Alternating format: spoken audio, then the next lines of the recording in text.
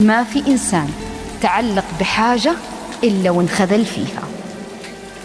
شوفي، لا تناقشي النقطة دي. أنت تعلقت بحاجة وشفت إنه سعادتك فيها، حط في بالك حتنكسر فيها. ليه؟ لأنك استعنت بنفسك ما استعنت بالله. طب كيف استعين بالله؟ لما أقول يا رب اختار لي الخير الطيبة في حياتي، يا رب إن كانت خير لي يسرها وإن كانت شر اصرفها زي ما صرفت بين المشرق والمغرب. يا رب ارزقني واتركها على الله. الله اللي يرسم الطريق مش أنت، مش أنا أبغى دي الوظيفة. يا رب ارزقني رزق ما بعده رزق، ارزقني. يا رب افتح لي، افتح علي وخلي الفتح على الله. يا رب ارزقني السعادة وخلي السعادة مع الله.